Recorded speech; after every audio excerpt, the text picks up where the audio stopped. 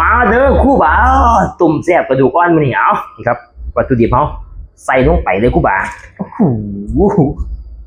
จะลองทรงผมไหมนะพี่น้องครับผมเกลือเฮาใส่ลงไปเลยนะครับคู่บ่าวนี่คะน้ออันนี้ที่เป็นคะน้อต้มยำคู่บ่าวผม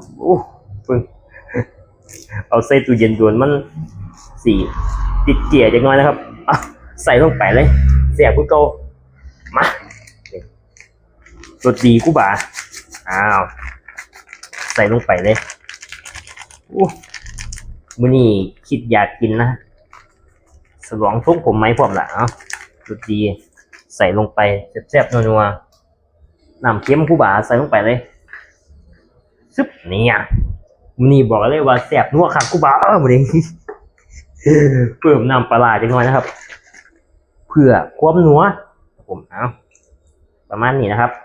มันสิมีความหอมนะครับพี่น้องลองใส่เบิ่งเลยเวลาต้มใส่น้ำปลาใส่จักหน่อยแต่เป็นใส่หลายมันเป็นออมนะมันจะสู้เขาส่วนหนึ่งใส่ลงไปเลยกูบ่าครับผมหามเปียกเพิ่มความสมนะมือกล้องมือไกลๆเลยครับผมหามเปียกนะครับเพิ่มความสมเล็กน้อยเมนูนี้บอกอะไรว่า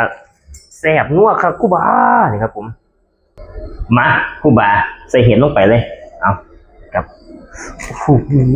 เบิ่งเป็นไงมือกล่องนี่ มือกล่องว่าอ้ายคนหิวเขาแล้วท่านกับผมสูตรนี้รับรองว่าแซ่บครับรอเห็นมันสุกแล้วห่อกับจังมาใส่ผักนี่กูบ่าเบิ่งมือกล่องมือไกลๆดูเป็นไง มันต้องเป็นหนุบสินที่กูบ่านี่เฮ็ดมันไหลยิ้วเขาเราเมื่อก่อนว่าต้องมาว่ามากูบ่าใส่ผักลงไปเลยต้นหอมผักซี่มึงพี่น้องนี่ครับกะเพราใส่ลงไปเลยมื่อนี้ก็รับรองว่าแซ่บนัวครับคือเก่าพี่น้องเบิ่งไปโจมแอวว่างั้น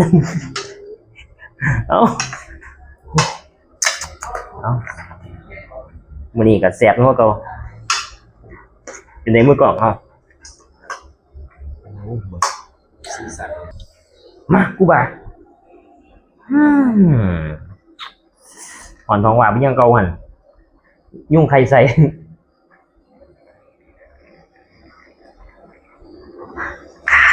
สาข้ามน้ำมาต้องไม่ต้องเสียห่อนทองวาบมาเด้อกูบ่าตุ่มแซ่บกว่าดูก้อนใส่เห็ดนะมันนี่ก็รับรองว่าแซ่บนัวก็นี่มันก็หอมกูจากเตาจากกอง